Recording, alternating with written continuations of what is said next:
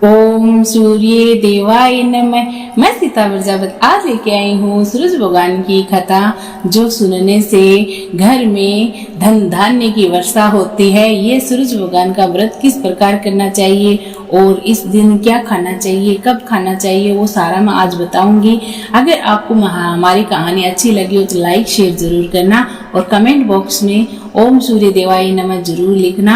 उससे आपकी सारी इच्छाएं पूर्ण करेंगे सूरज भगवान। आज के युग में जीता जागता हमारे यहाँ धरती पर देव है तो वो है सूरज भगवान।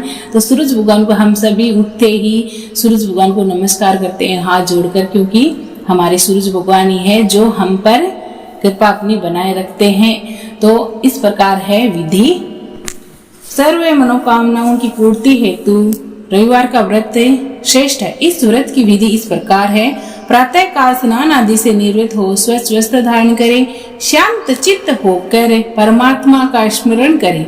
भोजन एक समय से अधिक नहीं करना चाहिए। भोजन तथा फलहार सूर्य के प्रकाश रहते ही कर लेना उचित है। यदि निराहार रहने पर सूर्य छिप जाए तो दूसरे दिन ही सूर्य उदय होने के बाद ही अर्घ्य देने के बाद भोजन करें। व्रत के अंत में कथा सुननी चाहिए। व्रत के दिन नमकीन या तेल युक्त भोजन कदापि ग्रहण न करें। इस व्रत के करने से क्या होता है वो सुनो।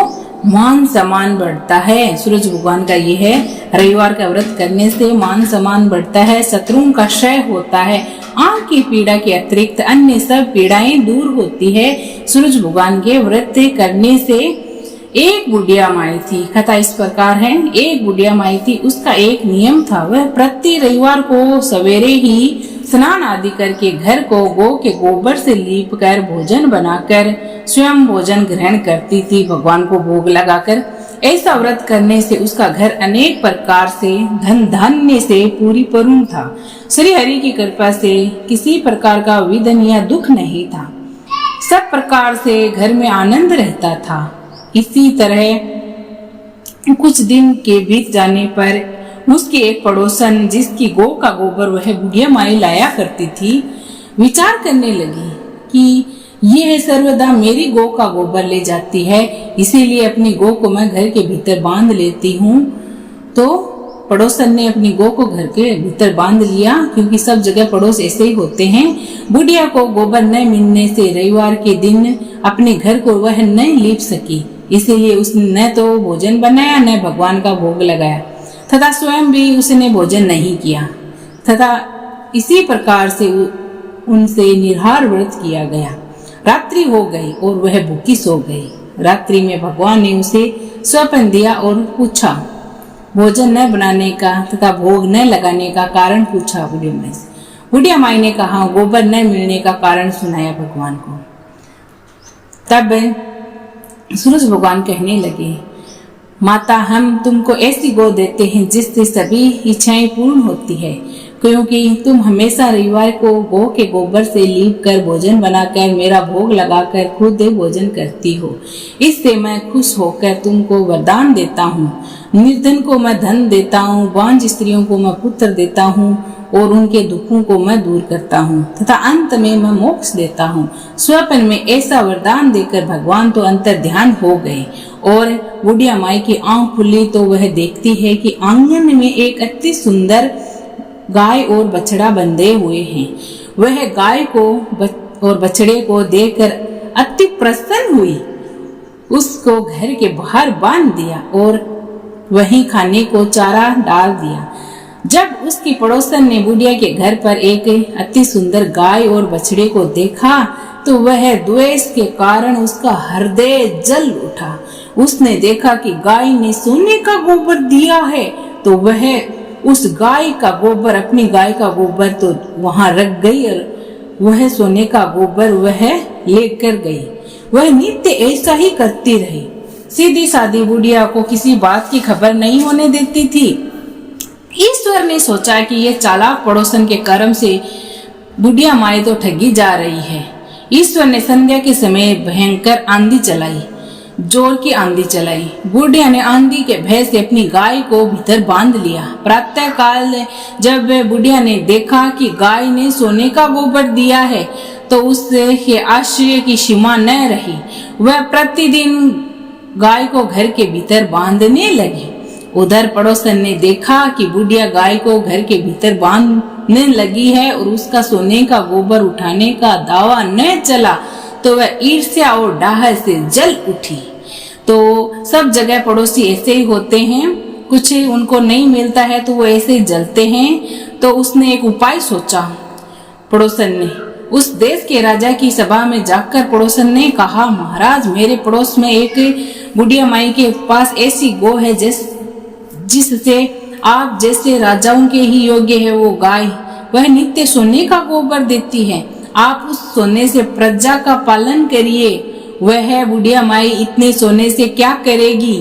राजा ने यह बात सुनकर अपने दूतों को बुढ़िया के घर से गाय लाने का आदेश दे दिया। बुढ़िया माई प्रातः ईश्वर का भोग लगाने जा रही थी और भोजन ग्रहण करने जा रही थी कि राजा के कर्मचारी गाय खोलकर ले गए। बुढ़िया माई काफी रोई चिल्लाई, किंतु कर्मचारियों के समझ में कुछ नहीं वो कह सकते और गाय खोलकर ले गए। उस दिन गाय के वियोग में बुढ़िया माई न तो भोजन खा सकी और न भोग लगा सकी। रात भर रो रो कर ईश्वर से गाय को पुण्य पाने के लिए प्रार्थना करती रही। उधर राजा गाय को देखकर बहुत प्रसन्न हुआ, लेकिन सुबह जैसे ही वह उठा, सारा महल गोबर से भरा दिखाई देने लगा। राजा यह देखकर घबरा गया। भगवान ने रात्रि में राजा को स्वप्न में कहा, हे राजन, गाय को वृद्धा को लौटाने में ही तेरा भला है। उसके रविवार के व्रत से मैं प्रसन्न होकर मैंने गाय दी है।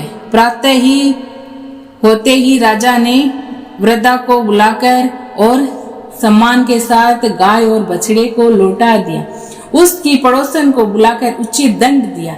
इतना करने के बाद राजा के महल से गंदगी दूर हुई। उसी दिन से राजा ने नगर वासियों को आदेश दिया कि राज्य की तथा अपनी समस्त मनोकामनाओं की पूर्ति के लिए रविवार का व्रत रखा करो। व्रत रखने से नगर के लोग सुखी जीवन व्यतीत करने लगे। जो कोई भी बीमार तथा प्रकृति का प्रकोप उस नगर पर नहीं होता था। सारी प्रजा सुख से रहने लगी। बोलिए सूरज भगवान की जय हो। आरती सुनिए।